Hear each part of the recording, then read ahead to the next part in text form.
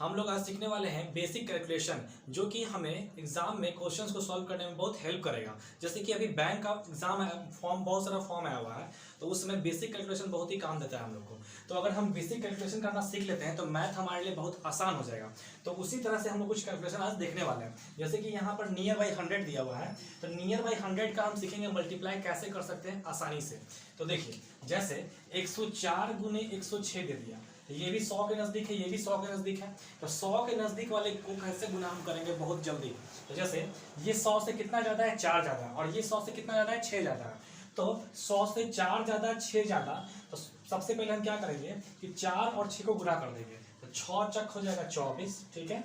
उसके बाद क्या देखेंगे हम, ये 100 से कितना ज़्यादा है, ये 100 से 4 ज़्यादा है और ये 100 से 6 ज़्यादा है। तो 4 ज़्यादा 6 ज़्यादा कुल मिलाकर 10 ज़्यादा, यानी 100 में 10 जोड़ देंगे तो कितना हो जाएगा, 110। अगला क्वेश्चन देखते हैं तो अच्छे से समझ में आएगा। जैसे दे देगा हमको 103 गुने 107, तो इसको आसानी से कैसे करेंगे, ये भी 100 के नज़दीक है। तो देखिए 7 दिए 21 कर देंगे यहाँ पे, ठीक है। और उसके बाद हम देखेंगे ये कितना ज़्यादा है 100 से, तो ये 100 से 3 ज़्यादा है और ये 100 से 7 ज़्यादा है। तो 3 ज़्यादा 7 ज़्यादा कुल मिलाकर 10 ज़्यादा। तो 100 में 10 ज़्यादा का मतलब 100 में 10 जोड़ देंगे तो कितना हो जाएगा, 110, ठीक है। जो जितना ज़्यादा रहेगा उतना 100 में हम जोड़ देंगे, ठीक है। तो इसके आगे हम देखते हैं। तो इसके बाद क्या हो जाएगा, 106 गुने 100 अगर हमको दे दे 2, तो देखिए 6 दूनी कितना हो जाएगा, 12, ठीक है। और फिर इसमें देख लेंगे हम कि ये दोनों 100 से कितना ज़्यादा है, तो ये 100 से 6 ज़्यादा और ये 100 से 2 ज़्यादा, 6 ज़्यादा 2 ज़्यादा कुल मिला के 8 ज़्यादा। 8 ज़्यादा का मतलब 100 में 8 जोड़ेंगे कितना हो जाएगा, 108। अगर एक बार आप इस प्रोसेस में माहिर हो जाते हैं तो आप तुरंत मल्टीप्लाई कर सकते हैं 100 के नज़दीक वाले का, ठीक है। जैसे अगर हमको दे दे 103 गुने 105 दे दे, तो हमको क्या करना होगा, 3 पचे 15 कर देंगे, ठीक है। उसके बाद हम देखेंगे 100 से ये कितना ज़्यादा है और ये कितना ज़्यादा है, तो ये 100 से 3 ज़्यादा है और ये 100 से 5 ज़्यादा है। तो कुल मिला के कितना हो गया, 3 ज़्यादा 5 ज़्यादा, कुल मिला के 8 ज़्यादा। तो 100 में 8 जोड़ेंगे कितना हो जाएगा, 108, ठीक है। उसी तरह से अगर हमको दे दिया जाए 102 गुने 104, तब क्या करेंगे, 2 और 4 को हम गुना कर देंगे। अब यहाँ पर एक बात हमको ध्यान रखना है, ध्यान ये रखना है कि अगर गुना करके एक अंक आता है तो उसके आगे हम क्या लगा देंगे, 0। जैसे यहाँ हुआ 4 दूनी 8, ठीक है। यहाँ जितना भी हम लोग गुना किए हैं हर जगह गुना करके 2 अंक आया, जैसे 6 चक 24, 7 तिये 21, 8 6 दूनी 12, 5 तिये 15। तो उसी तरह से अगर यहाँ हम गुना कर रहे हैं तो देख रहे हैं कि एक ही अंक आ रहा है। तो जब भी गुना करके अगर एक अंक आया है तो यहाँ पर हम क्या कर देंगे, 0 लगा देंगे, ताकि यहाँ पर 2 अंक हो जाए। अब उसके बाद यहाँ देख लेंगे ये 100 से कितना ज़्यादा है, तो ये 100 से 2 ज़्यादा है और ये 4 ज़्यादा है, तो कुल मिला के 6 ज़्यादा, यानी कि 106।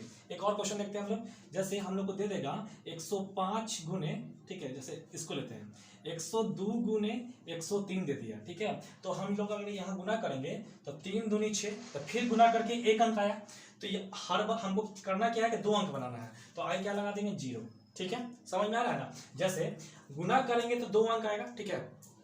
अगर एक अंक आता है तो क्या करेंगे, शून्य लगा देंगे, जिससे कि ये 2 अंक बन जाए, ठीक है। उसके बाद हम देखेंगे ये 100 से कितना ज़्यादा है, तो ये 2 ज़्यादा, ये 3 ज़्यादा, तो कुल मिलाकर 5 ज़्यादा, यानी कि 105। तो 100 के नज़दीक वाले संख्या को हम ऐसे गुना कर सकते हैं। और एक बार अगर आप अच्छे से सीख लेते हैं तो इसको बहुत ही आसानी से किया जा सकता है। जैसे अभी बहुत सारे बैंक के एग्जाम होने वाले हैं, तो बैंक के एग्जाम में ये आपको काम देगा। उसमें तो बैंक के एग्जाम में तो बहुत ज़्यादा काम देगा, लेकिन साथ साथ आपको एसएससी जो भी एग्जाम दीजिएगा वहाँ आपको ये बहुत काम देगा। मैथ का जो कैलकुलेशन होता है ना, वो हर जगह काम देता है, ठीक है। तो अगर मैथ क्या है, मैथ एक तरह से मैथ में देखा जाए तो कैलकुलेशन ही है। कोई भी क्वेश्चन अगर आप सॉल्व करते हैं तो उसको कैलकुलेशन आपको उसमें पड़ेगा ही पड़ेगा। तो अगर आप कैलकुलेशन में माहिर हो जाते हैं तो आपके लिए थोड़ा मैथ आसान हो जाएगा, ठीक है। और आप क्वेश्चन को बहुत कम समय में कर सकते हैं, क्योंकि एग्जाम में हमारे सामने एक चैलेंज होता है कि बहुत ही कम समय में हमको क्वेश्चन करना है, ठीक है। तो अगर हमको कैलकुलेशन करने आता है आसानी से तो हम जल्दी क्वेश्चंस को सॉल्व कर सकते हैं, ठीक है। तो हम लोग आगे बढ़ते हैं। तो ये तो हो गया, हम लोग देख लिए, कुछ और देख लेते हैं जिससे कि आप लोग को और प्रैक्टिस हो जाए, ठीक है। जैसे इसको हम मिटाते हैं।